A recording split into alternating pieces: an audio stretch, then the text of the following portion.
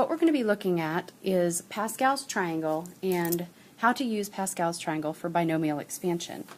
I'm going to start by filling in the coefficients for Pascal's triangle.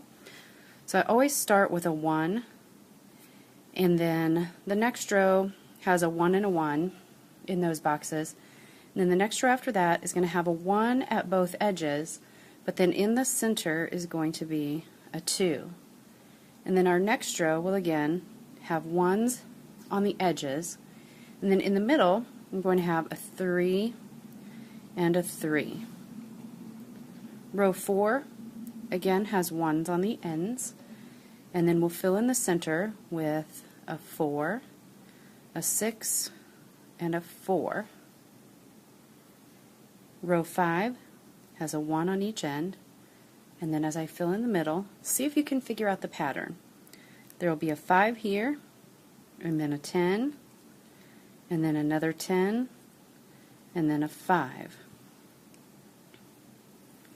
Row 6 will have a 1, and then a 6, and then a 15, a 20, 15 again, 6 again, and it always ends in a 1. Do you see what's going on with these coefficients? Let's go one more row. The first number is going to be a 1. Then the second value I get by adding the two values that are right on above it. So 1 and 6 puts a 7 in that box. 6 and 15, 21. 15 and 20, 35. 20 and 15, 35. 15 and 6, 21. 6 and 1, 7, and then always ending in a 1. You go ahead and try to fill out row 8, and I'll give you a few seconds.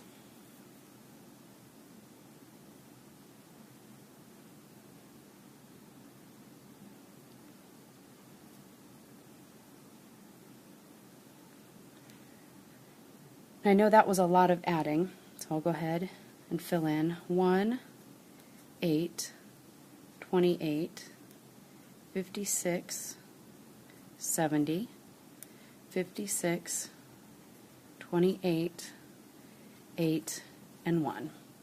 Then we'll fill in our last row, 1, 9, 36, 84, 126, 126, 84, 36, 9, and 1. The next thing we're going to fill in is the variables a and b. Because we want to use this to expand a plus b raised to the 9th power, there's going to be a whole bunch of variables going on. So I'm going to start by filling in the a's. And you'll notice a pattern in the variables as well. This will start with a to the 9, then a to the 8, a to the 7, a to the 6, a to the 5, a to the 4th, a cubed, a squared, a, and then I'm out of a's, so this last term doesn't get an a. And then I'll fill in the b's, and the way that I like to do this is by starting at the right hand end with b to the 9th, b to the 8, b to the 7, b to the 6, b to the 5th, b to the 4th, b cubed, b squared, b, and then that first term doesn't have a b. In between each of these terms, I've left a space to put an addition sign.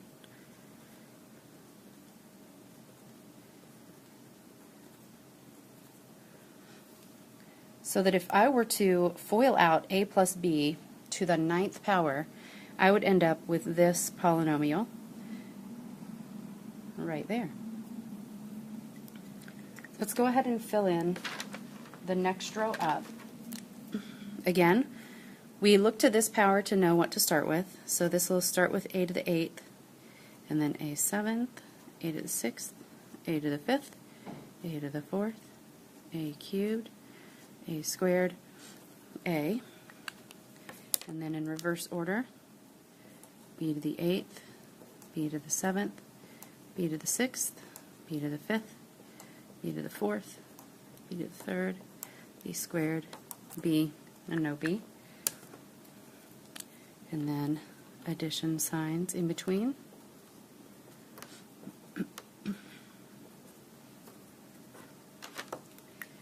Why don't you try this 7th row, and while you're doing that, I'm going to fill in addition signs for the rest of my chart.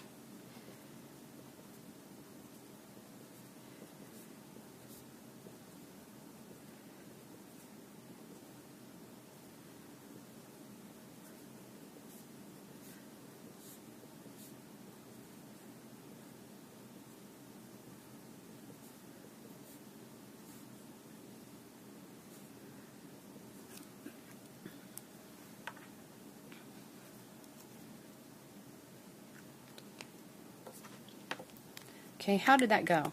Let's go ahead and fill this in together then.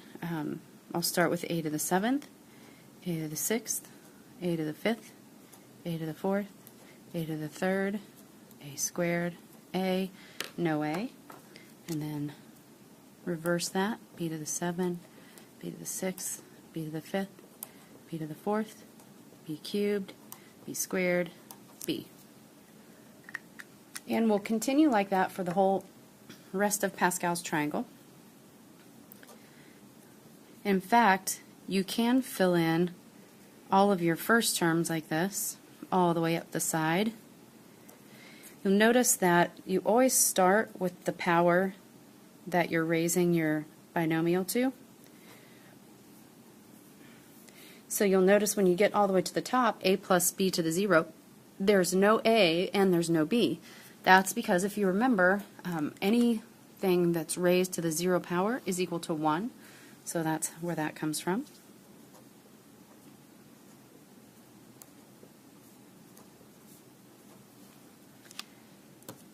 There are lots of patterns that exist in Pascal's triangle, and we'll talk briefly about some of them, but we won't get into very much detail. Right now, I just want us to fill in all of our variables so that we have a complete model to work with as we begin to see how to apply Pascal's triangle for expanding binomials.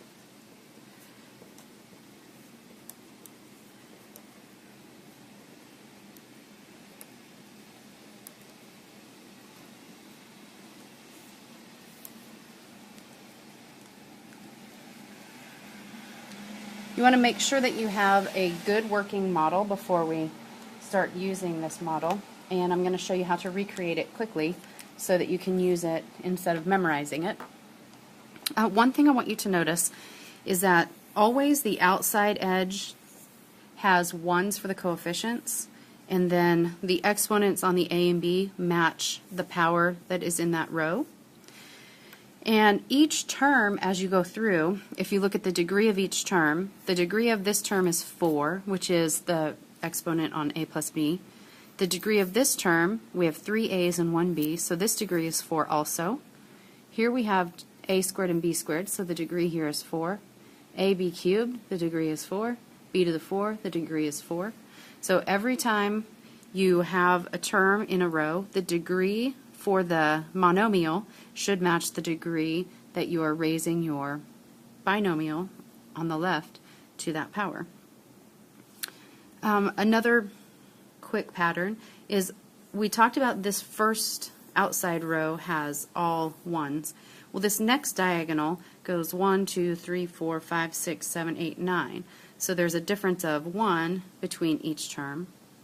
And then this diagonal, there's a difference of 2 here, a difference of 3 here, a difference of 4 here, a difference of 5 here, 6 here, 7 here, 8 here. So there's lots and lots of patterns that go on in Pascal's triangle, and we will not be talking about all of them by any means, but I just wanted you to notice a few.